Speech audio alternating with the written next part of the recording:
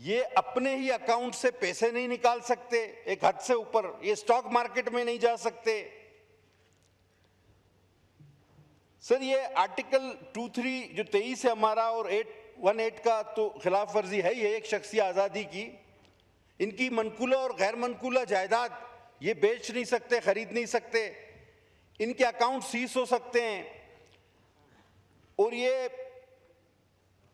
इनके sir arbitrary percentage, एक ख्याली percentage set की गई है, वो है 130%। अगर ये अपने लास्ट गोशवारे से 130% के करीब नहीं आते तो ये अब ये सर ये ख्याली हद है जो एफबीआर ने मुकर्रर की है, इसको समझना चाहिए। और ये अगर उस 130% के करीब नहीं तो इनको किसी भी वक्त गलत करार दिया जा सकता है। इसमें कुछ चीजें लिखना आप भूल गए हैं जो नॉन फाइलर के लिए और भी लिखी जा सकती हैं। ये अपने बच्चों के खतना नहीं करा सकते और अगर ये रिश्ता मांगेंगे तो इनको कोई रिश्ता नहीं देगा, ये समोसे खरीदेंगे तो साथ में चटनी नहीं मिलेगी, और चलते हुए ये दो पैरों का इस्तेमाल नहीं कर सकते, एक पैर से लंगड़ा के चलेंगे ताकि दूर से पता चले कि ये नॉन फाइलर जा रहा है। तो सर ये तमाम चीजें जो है ये मैंने आइन के वो आर्टिकल भी बताए जिसके ये खिलाफ है। अब आगे चलें सर, ये 138 और 140 टैक्स की वसूली। अब ये टैक्स की वसूली कम और बत्तागिरी ज्यादा है सर, मेरे ख्याल में रिकॉर्ड टूटने वाला है आप लोगों का। ये कुछ मखसूस हालात में, जिस तरह हमारे साथ कराची में होता था, नोटिस दिए बगैर ही अकाउंट्स मंजमद और रकम निकाल लेगी एफबीआर, यानी नोटिस नहीं देगी, अकाउंट्स मंजमद कर देगी और रकम निकाल देगी। सर ये 104 आपका आर्टिकल है मुनसिफाना ट्रायल का कॉन्स्टिट्यूशन में, ये उसकी शदीद खिलाफ वर्जी है सर। ये कारोबारी अफराद को टोटल एफबीआर के रहमो करम पर करता है। सर ये एफबीआर को क्या आप कोई जल्लाद बनाने जा रहे हैं? नैब से तो चले ये भी बात हो चुकी, मैं रिपीट नहीं करूंगा। मतलब मुझे समझ में नहीं आ रहा कि ये हुकूमत को किसने मशवरा दिया है। मुझे यकीन है कि इस हुकूमत में इतने काबिल लोग हैं, मेरे बड़े भाई तारड़ साहब की तरह, कि वो ये नहीं कर सकते थे। ये बाबुओं ने कुछ इनको लिख के दिया और उन्होंने पढ़े बगैर ही हमारे सामने इसको रख दिया है। अगर ये इसको पढ़ते तो मैं नहीं समझता कि वो ये बातें यहां लाते। अब सर इनलैंड रेवेन्यू ऑफिसर की तैनाती को दे दें, ये 175C है सर इनका, 175C। ये कहते हैं किसी भी कारोबारी मकाम पर एक शख्स को एफबीआर जाके खड़ा कर देगा कि देखो ये कारोबार से किस तरह नफा नुकसान हो रहा है। यानी आपके ऑफिस में भी वो आपके सर पे खड़ा हुआ होगा, आपकी फैक्ट्री में भी आप वो तैनात कर सकते हैं, आपकी दुकान पर भी लाके उसको एक कुर्सी दे के बिठा सकते हैं। वो सर इसमें अच्छा हुआ ये नहीं लिख दिया इन्होंने कि बेडरूम में वो देखे कि राइट साइड पे इसको सोना है या लेफ्ट साइड पे सोना है, वो भी ये फैसला करे ये आदमी। ये अच्छा हुआ ये इनसे रह गया। सर ये इस किस्म के इकदामात में एक एक करके आपको बता रहा हूं। अब सर सेक्शन 14AC, ये सर मनकूला और गैर मनकूला जायदाद की मुंतकली है सर। अब जो शख्स सेल्स टैक्स एक्ट में रजिस्टर्ड नहीं, वो ये सारी चीजें नहीं कर सकता। इसमें टैक्स गुजार को सुनने का कोई हक नहीं, और ये टोटल अफसरान के रहमो करम पे होगा। और सर यानी कि अब इनकम टैक्स का एक ऑफिसर, पहले आपको उसके पास पेश होना पड़ेगा और आपको बताना पड़ेगा कि मैं क्या चीज खरीदने के काबिल हूं और मैं क्यों काबिल हूं, मैंने ये पैसे कहां से लाए, कैसे आए। और अब मैं सर खरीद ले तो उसके बाद तो टैक्स वो हमेशा देता ही है, लेकिन अब पहले आपको बताना होगा कि मैं फलां चीज खरीदना चाहता हूं। अब वो उस पर मुनस्सर है, वो कहे कि भाई तुम नहीं खरीदो।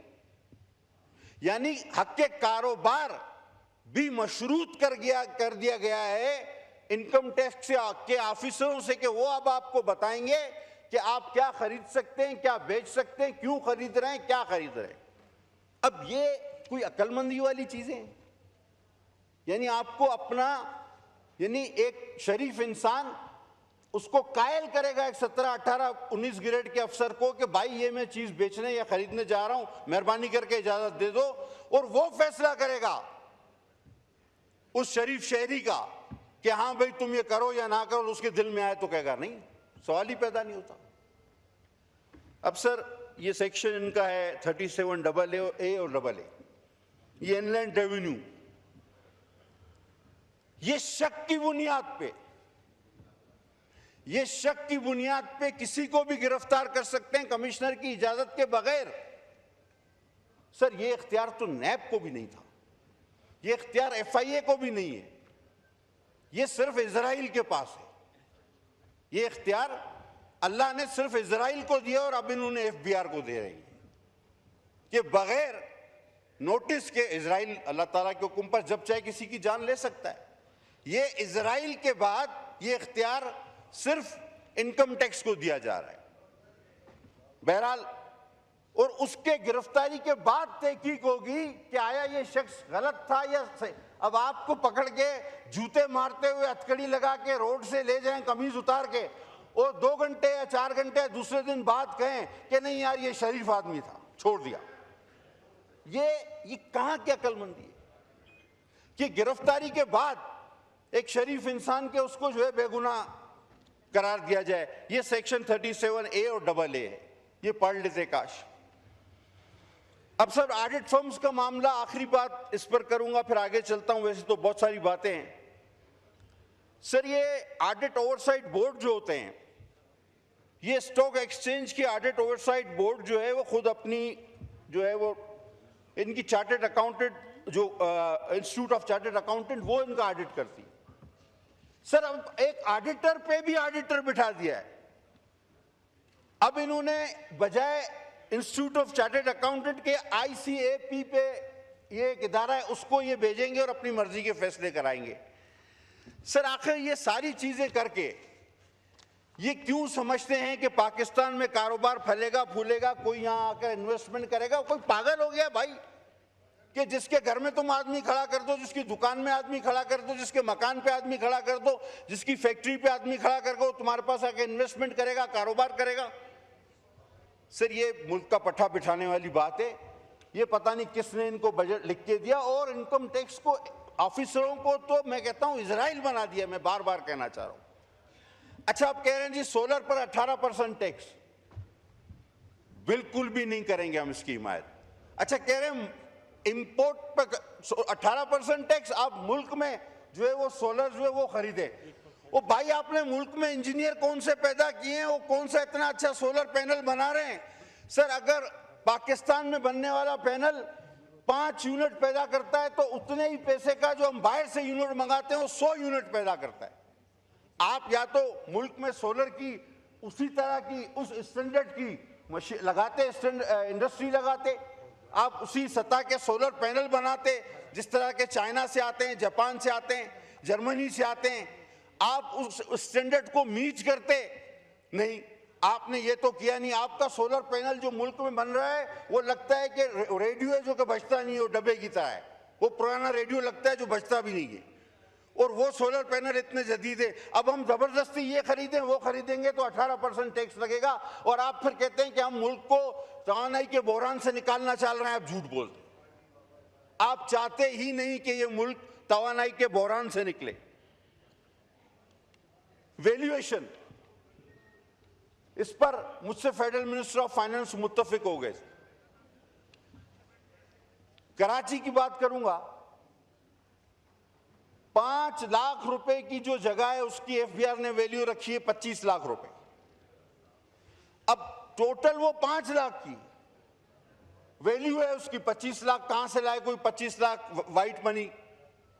तो हुआ क्या इससे, अब इनको खुद अंदाजा नहीं कि लोगों ने रजिस्ट्रार के पास जाना बंद कर दिया, 2 गवाह रख के वो शरई मुआहदे करा रहे हैं। लेकिन मैं इसमें शुक्रगुजार हूं, मेरे दोस्त जो अब फाइनेंस मिनिस्टर नहीं रहे, अली साहब भी और हमारे फाइनेंस मिनिस्टर भी, ये मुझसे एग्री करते हैं कि हाँ ये गलत है। इन्होंने एक चीज़ कही थी मुझे कि आप मुझे निशानदेही करें। सर मैं अपने हल्के तक की तो निशानदेही कर सकता हूँ कि कहाँ की जो है ना रकूम गलत रखी गई है, वैल्यूएशन हाई रखी गई है, लेकिन पूरे कराची का सर्वे सर मैं ये इन जल्लादों से, इजराइलों से करा ले सर, इतनी बड़ी जब इनको इतने इख्तियारात दिए इनकम टैक्स वालों को, तो ये इनसे करा लेना। हम एक पूरी कराची का सर्वे मैं कहां से जाके करूं सर? अब आप आ जाए सर, एक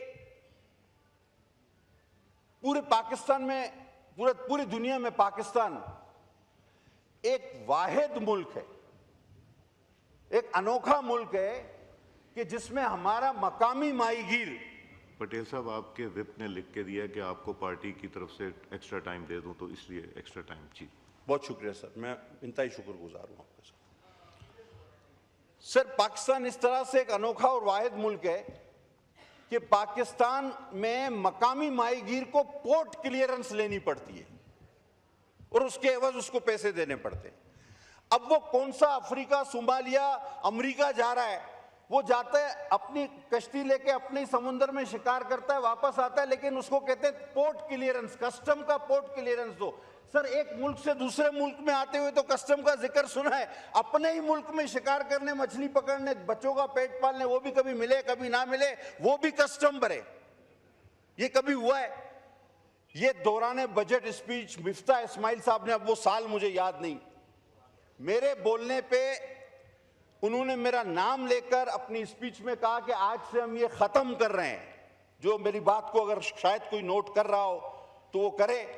उनके इस ऐलान के बावजूद आज तक भी हमारा मकामी छोटा माहीगीर कस्टम को पोर्ट क्लियरेंस दे रहा है, रोजाना आ रहा है, रोजाना जा रहा है, कहते हैं भाई तुम कस्टम को पोर्ट क्लियरेंस दो।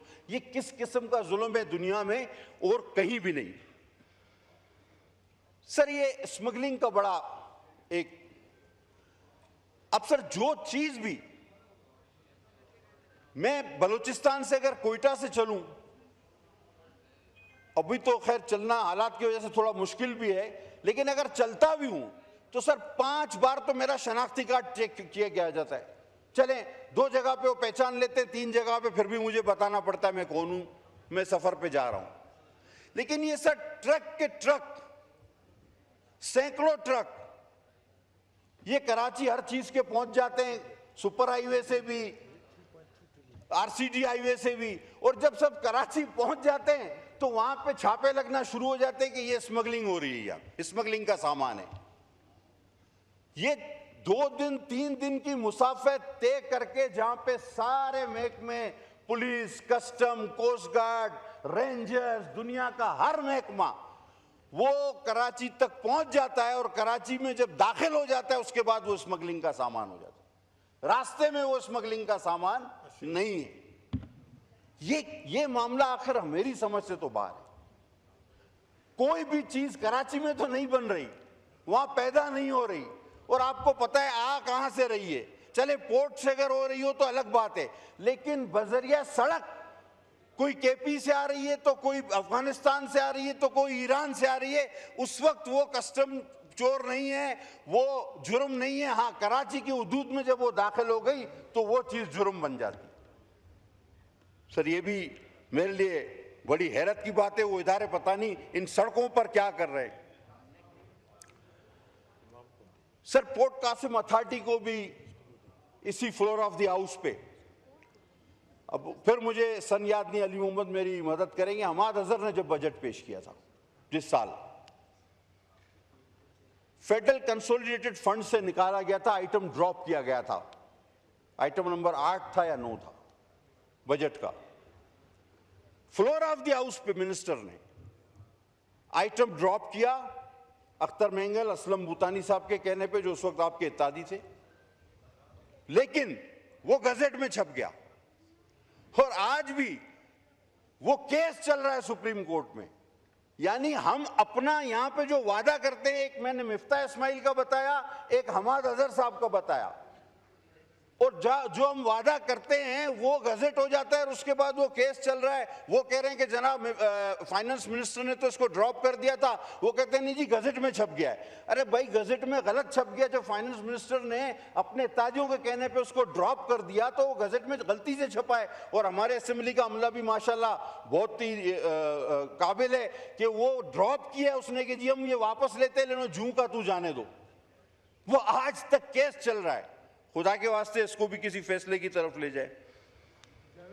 मैं सर आज नहीं चाहूंगा कि माहौल जरा भी तल्ख हो, क्योंकि हम वैसे ही आलमी तलखी का शिकार हैं इस वक्त। मैं सिर्फ इतना कहना चाहता हूं सर कि ऐसा बजट ऐसे वक्त में आपको सूट नहीं करता। मैंने जब पूछा दो चार इनकी शिकें, किसी ने नहीं पढ़ा इसको। हमारे दोस्तों ने अभी तस्दीक भी हो गई, इनको पता ही नहीं, और फाइनेंस मिनिस्टर साहब यहां मौजूद नहीं। हाँ, अलबत्ता ये पहली बार हुआ है कि इस बार दो बजट आए थे, एक पढ़ा गया एक नहीं पढ़ा गया, दोनों हुकूमती जमात के थे। एक एमक्यूएम ने भी बजट पेश किया, ऐसी मुझे दो कॉपी मिली, एक हुकूमती बजट जो पढ़ी जा रही थी, एक एमक्यूएम का बजट था, वो नहीं पढ़ा उन्होंने, तो वो भी पढ़ दें। ये पहली बार हुआ है कि दो हुकूमती बजट आए हैं, एक मुस्लिम लीग नवाज नून का, एक एमक्यूएम का, दो बजट आए इस बार, एक पढ़ा गया एक नहीं पढ़ा गया।